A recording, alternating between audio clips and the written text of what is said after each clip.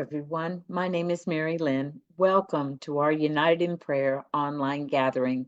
It's wonderful to have you with us today as we stand together united in prayer. Well, it is a delight to welcome back our friend Christo Schyff. He lives in Canada, but whether he resides in South Africa or in Canada, Christo has been faithful to serve the Lord in ministry that draws others to a closer relationship, a personal relationship with the Lord. Christo has led evangelism studies through Women at Work ministry and is currently leading our discipleship class. Christo will encourage us to step into God's calling, even when it doesn't make sense.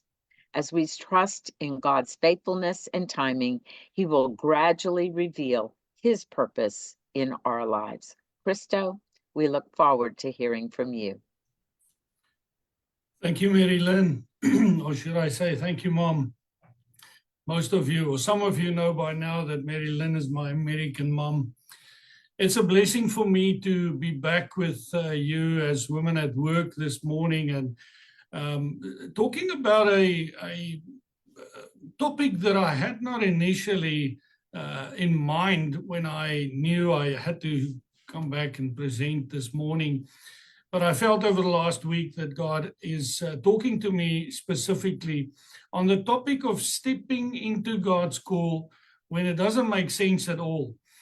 Now, the storyline that I'll use to talk from is the story of Elisha's journey as an example of responding to God's call. And let's look at the story or a portion of it in Kings 19, verse 19 to 21.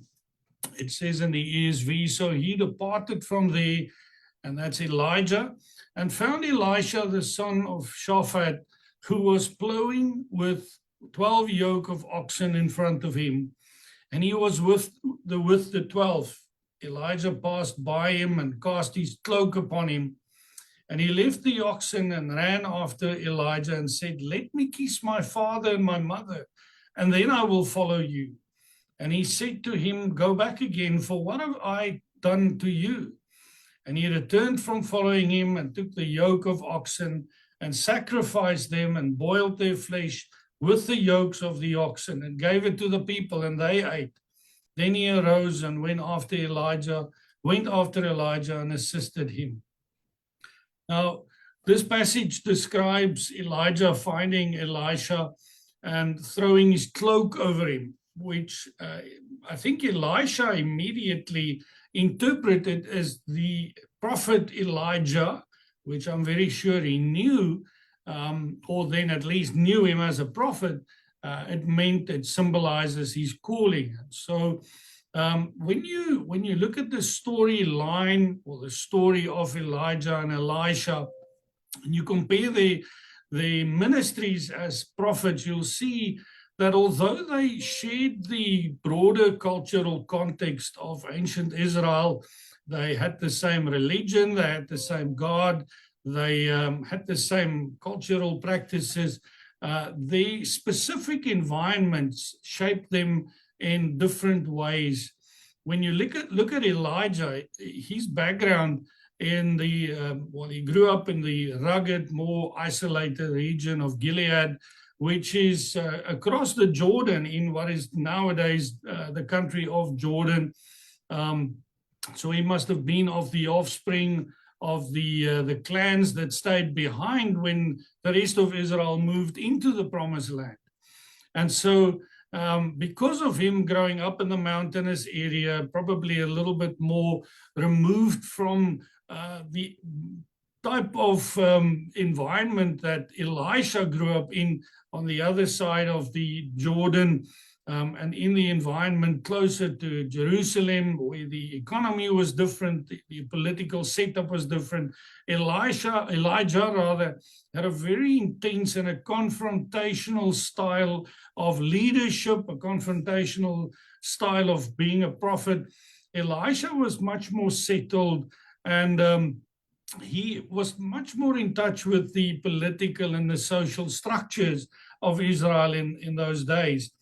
And so when you look at the story of Elisha, or in what he was busy doing, he's busy plowing the fields, and here comes the prophet Elijah along, casts his cloak on him, and immediately he realizes there's a call on his life, and he needs to step into that.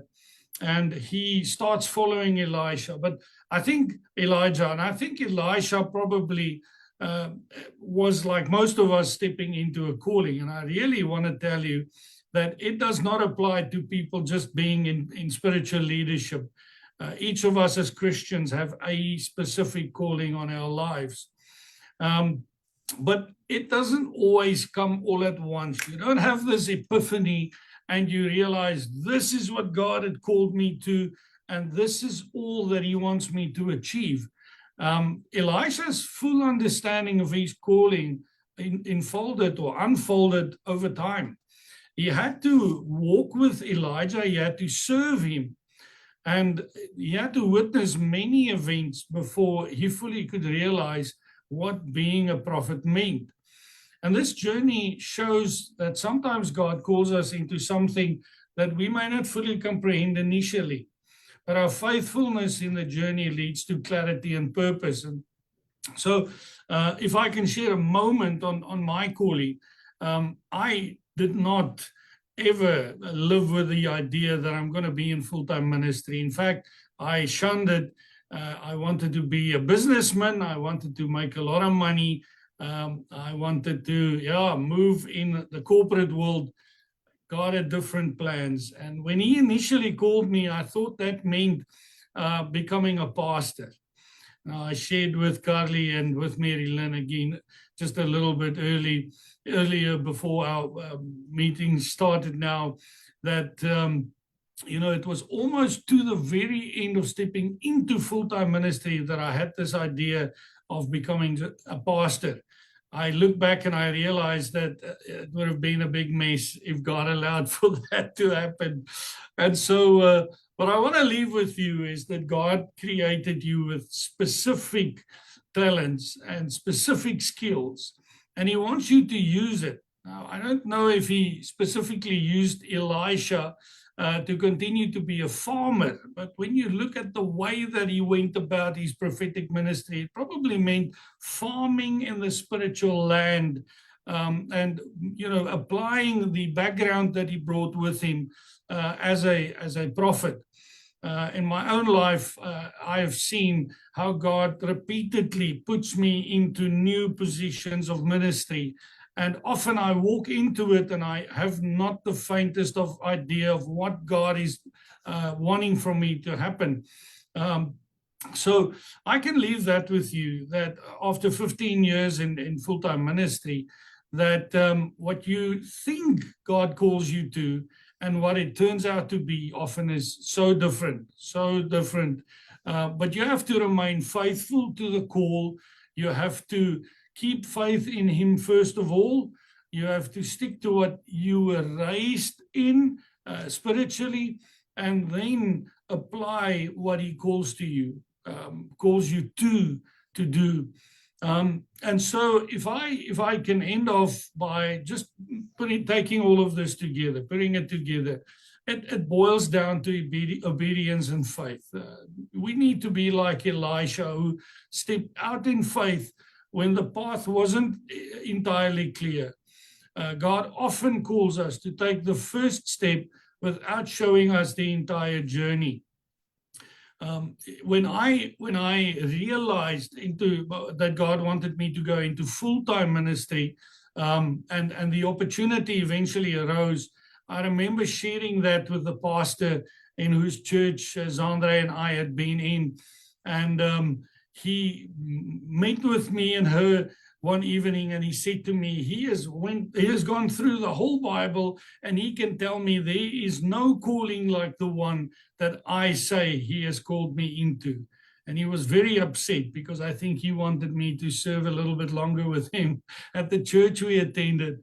I look back and I realized that if I'd listened to that input, I probably would have been a frustrated individual.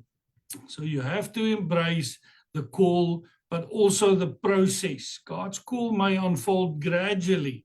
And we may not see the full picture at first, but if we remain faithful and we remain obedient, God will reveal his plan in his perfect timing. And then lastly, we need to trust in God's timing, so we need to stay close to him. And we need to be patient as his plans unfold. God works in practical steps, although we don't always understand that it is practical. He takes us through the valleys so that we know we're on the mountain. But we also need to realize that when we're on the mountain, it's often not to be there evermore. One mountain just often leads to another valley. And so be prepared. It's small steps at a time, but staying obedient. And that leads eventually to a deeper understanding of your calling. Let me finish off with this, is that we are often, as people, as Christians, in this mindset that calling means you need to be full-time in service of the Lord. You need to be a pastor or you need to be in ministry. Each and every one of us are called. And so make yourself available to live in the calling that God has prepared for you specifically. If you don't know exactly what it means, start praying so that he may reveal that to you. Let's finish off with a prayer, and we'll pray for a heart like Elisha's, ready to follow God's call. Father, thank you so much that we can have an opportunity this morning again to be together, that you speak to our hearts in the way that you do. And my prayer for everyone on this call and everyone listening to this on Facebook and whoever gets to listen to this in time, that they just realize that so often you call us into a calling where we don't know where it's heading or leading to. But if we stay just obedient, we stay in touch and step with you, that you will reveal and you will use us just as you had called us to. I pray it in Jesus' name. Oh, thank you, Christo. You reminded us again that we need to be all in for Jesus. In so doing, may we learn along the way to listen to his voice, to step out in faith and know down deep in our hearts that he will lead us even when we don't understand our assignment at the moment or we don't understand his timing. We will now be breaking into our smaller groups to pray together, and our prayer prompt for today is, Lord, we stand united in prayer, ready to accept your calling on our lives. Give us the patience, faith, and courage to step into the roles that you've prepared for us. For our Facebook listeners, thank you for joining us today. We look forward to seeing you tomorrow when Yolandi will share a message with each of us.